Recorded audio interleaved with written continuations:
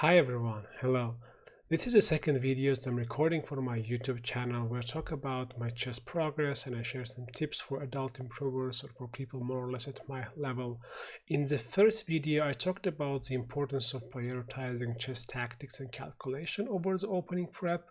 In this video, I want to talk about differentiating between chess piece quality and chess piece quantity. As we know, when we start the game of chess, one of the goals we have is to win the material, right? So we want to get the material advantage and hopefully eventually deliver a checkmate to our opponent. But that doesn't always mean that being up material is a good thing. And this is sort of mindset shift that I had to go through, and I would like to encourage you also to try to be less materialistic during the game. Obviously, you don't want to go ahead and start sacrificing your pieces right, left, and center, but what makes sense to do is prioritizing really the quality of your pieces, because you will find out that there might be scenarios where you're down a material, let's say you're down a pawn or down 2 pawns, but your position can be equal or even objectively better than your opponent's position who might be up a material. Why it's important? Because I have found out that in my games it sometimes happens that I make a mistake, I misplace the opening and I end up down a pawn, and I start considering my position as bad, inferior, or almost lost. And then when I check that position later on with engine, I realized that the position wasn't really that bad, or definitely wasn't close to losing. So I should have really kept playing and kept trying to create some chances with active play, because most of the time when your opponent is capturing a piece or capturing a pawn, especially if it's happening in the opening, A, they lose tempo, they lose time, B, they probably neglect the development, or they neglect the king safety. So considering that and keeping that in mind, I hope you will try to adjust your mindset to a certain extent as well. This is something that I'm still trying to work on, is that being less materialistic during your chess game. And as an example, what I want to show here is the game that I have played recently online. It's a classical game that I have played on Lichess, and I hope this game will help to illustrate the point I'm trying to make here. I'm playing with black pieces. My opponent started with knight f3. If you watched the first video, you probably know that by no means I'm not an open expert. I played here c5, hoping that my opponent will play e4. I'm a Sicilian defense player as black, so I was hoping that the game will transpose to Sicilian defense. It didn't, so my opponent played e3, bishop to b5, and here what I would like to mention is that I definitely misplayed this opening. For example, this move d4 was not accurate. I should not have done it. And what happens as a result of it is that it's move 10, and I realize that my pawn on c5 is on fire, so I don't have really a good way of defending that pawn. Now here I decided to give up the pawn, and I want to be clear that it wasn't really a calculated or intentional sacrifice. It just happened that I ended up in this position because I misplayed the opening, unfortunately, and I decided here that okay, I have no way of defending that pawn. What else I can do? Can I think of something that I can play instead, which will give me maybe some temporary or dynamic advantage? And here I sought to play the move e5, and I calculated that if white takes a pawn on c5, here it actually doesn't matter which knight they takes a pawn with, I can take on e3, and white will essentially be forced to take with the pawn on f2. And if that happens, this whole diagonal h1 h4, excuse me, to e1 will be weak, and I will be able hopefully to use it to my advantage. Why I'm saying that they have to capture with the pawn on f2, because if they capture with the pawn on d2, what will happen eventually is that I can take on c5, and I'll have this move queen to e5 check, queen to a5 check, sorry, and with the double attack, and I will pick up the knight on c5. So just by saying that, I had some hopes that yes, I'm giving up a pawn, but it seems like I'm causing some potential problems or weaknesses in white's position. And just to illustrate, obviously white here took with f pawn, but if they had taken with the pawn, with the d pawn, I could have played it, and I would have a winning position by move 13 with the extra knight. So since that diagonal is weakened, and there is no pawn on f2, so there is essentially no f3 move, I decided to play bishop to g4 with a tempo. So here, yes, I'm down a pawn, but I feel like my pieces are more active, and white needs to spend some time to do something about this bishop on c1. Take a second to guess the engine evaluation of this position. The engine evaluates this position as +0.6, so obviously white has a better position, but what I want to emphasize here is that engine obviously realizes that white is up a pawn, right? So it knows that white is up a pawn, and what you would usually probably expect to happen here is engine to give white at least +1 advantage, right? So there is their up a pawn, so it should be +1 or even more. And the fact that engine is giving +0.6 means that it evaluates the dynamic element of position to black's advantage for the half of the pawn, or for 0.4 of the pawn, and which essentially means that black has some even objective compensation in this position. So the position, so white doesn't really have +1 advantage as you would expect them to have since they're up a pawn. So I decided to continue developing my pieces here, castling. White obviously is also doing the right thing, so they want to activate the bishop and potentially push the pawn to d4. I played here rook to d8, rook 8 to d8, and here it might seem like I am blundering that knight, that pawn on a6, but white really cannot capture it, because if white captures on a6, I will have the move like queen to a5, attacking that knight, and knight wouldn't be able to come back to c5, because now that square is attacked both by bishop and the queen. So just to illustrate it, capturing that pawn would be a blunder, because now this knight is lost. There is no knight to c5 because I am winning that piece. So white obviously didn't fall for this, and they pushed to d4. Now obviously white can capture that pawn, because the c5 square got a new defender, the pawn on d4.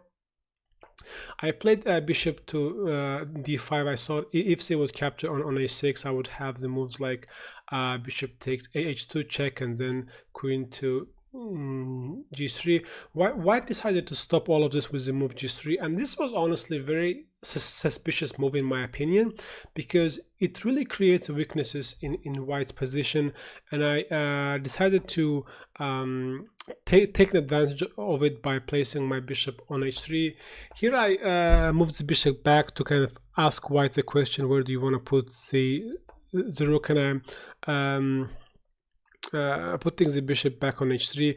It sounds like here I was not really sure how to proceed, so what plan should I pursue, but I just decided to kick the rook and then go back to h3 in order to control that f1 square. White here captures the pawn on a6 finally. I think it's sort of a mistake on White's behalf. I sort of was counting White to capture on a6, because here what happens is in this position I would like to get a chance to play knight to g4, which is an active move coming with a tempo hitting the rook. And I don't know what is the objective evaluation of this move, knight to a6, so maybe Engine even likes it, but I think probably White should have played something like either knight to c3, or maybe even knight to e4, sort of forcing some exchanges here. By taking that pawn, White allows me to play this queen a6 move with a tempo, and now I have a chance to play the move knight to g4. So it's important to realize that when your opponent captures the piece, they lose time. They spend their move to capture that material, and you can use it to your advantage. Here I have to admit I missed this quite interesting tactics by my opponent, who took on g4, temporarily sacrificing an exchange and playing knight to e6, essentially forking my two rooks here.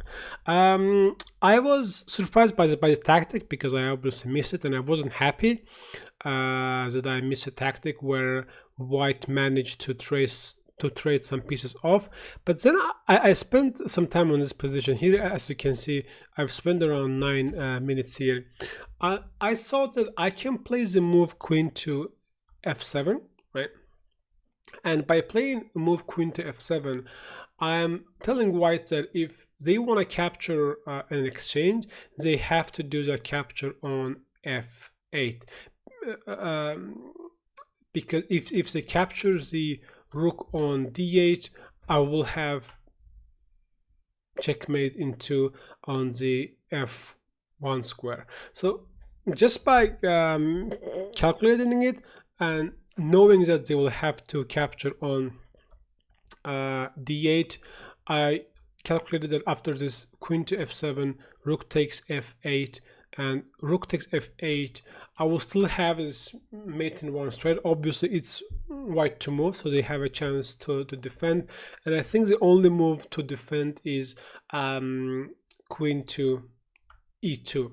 So I evaluated this position as a promising one for me, because it seems like White king is in a clear danger, and I have some attacking chances against it. Also, I was somewhat worried that I am down 2 pawns, and if these pawns start rolling, so if I cannot build an attack and these pawns start rolling, I would eventually lose the game. So the game continued exactly how I showed previously, and just to show you quickly, if knight had taken here on d8, I would have this very nice checkmate. So we ended up in this position where I have a very good position. I played this move rook to e8. My idea was here to have the same position with the queen on f3, where it cannot be captured. So I thought that if I can somehow land the queen on f3 and my rook is on f8 and it cannot be traded, then I will have two mate threats at the same time, and it should be very difficult for White to deal with. And rook to a8 is not really the best move in this position. I didn't play the engine's best recommendation, which is bishop to f4. I want to show you this move because I find it quite interesting, and it's a very nice move which I unfortunately could not find, and to be honest I didn't even see that move. Like, I didn't even consider bishop to f4. So the idea here is that black wants to play bishop to e3 check, sort of distracting that queen on e2, and if White takes on f4, I'm taking back, and I have this threat of g3 essentially having a very strong and checkmating attack. And if, let's say, white decides to not take it, let's say they go something like rook to e3, I can play bishop to e3 check. White cannot take it because of the mate on f1. If they go something like king to h1, I have this move. Now I have the mate in one thread again, and if they trade off the rooks, I will still have this mating idea with bishop to g2. So it's essentially, I would say, quite a difficult move to see. I think it was probably above my level to find it, but I think it's quite instructive. I should probably do better next time and try to find such difficult moves. So white plays queen to f2. Obviously, I should avoid queen trades at all costs. And in this position, white played the mistake, which essentially I consider it essentially cost white the game. They played knight to c5 again. Sort of, I think the idea was to force the exchange of the pieces. And the thing about offering the exchange of the pieces is that when you put your piece on a square where it can be captured or traded, it's important to keep in mind that you are giving up a tempo. So I take and they take back. Now it's again my move to play, and it's very important. It's a very critical moment in this game, because I get a chance to play now queen to e3 with the threat of rook to f8. If I go back here for a second for this knight to c5 move, when I played bishop to queen to a6, I'm sorry, rook to f8 move is the main threat in this position, and the only move to continue defending it for white, and this is what engine recommends, would be knight to c3. And the idea behind this move is that if I play now rook to f8, white would have this move queen to e2. Now, thanks to this knight on c3, the e2 square is defended, and white can play that move. So white should have played knight to f3 to stay in the game, and I want to give you a second to look at this position and guess what do you think the engine evaluation of this position is after the top engine suggestion moves for white. It's minus 0.5. What it essentially means that despite white being up 2 pawns, engine still sees this position as sort of slightly better for black, all because of the piece activity, all because of the attack going on white king. Obviously, if the pieces get traded, if queens get traded, it should be easily winning endgame for white, but we are far away from the endgame in this position where I have an attack going on. So long story short, this knight to c5 was a mistake which actually allowed me to gain the next tempo. I played this move, and the threat here, rook to f8. My opponent played bishop to c3. I think the idea was here to build up for this move, rook to e1. But after rook to f2, queen to d2, and queen to f3, my opponent resigned because there are now two mate threats, both on g2 and f1, and white simply cannot defend against both. So in this particular position, there's a mate threat on f1, and if they try to defend against that mate threat with a move like queen to e1, there will be a mate on g2. So my opponent resigned on this position because it's essentially forced checkmate from here on. Now, I hope you found this game instructive. So this is again one of those positions where you may be down a pawn or you may be down 2 pawns, but as long as you have dynamic advantage, you should try to use it to your strengths, and hopefully good things are going to happen. Now, there are obviously bad examples as well. I had many games where I misplayed the opening, I was down a pawn, and I eventually went on to lose the game. I will try to bring up more examples from my game which I hope are going to be instructive, and that's pretty much it, really, what I wanted to show as far as this video is concerned. Please let me know what you think about it. I'm really interested in the comment and feedback, and see you in the next video. Thank you. Take care. Bye.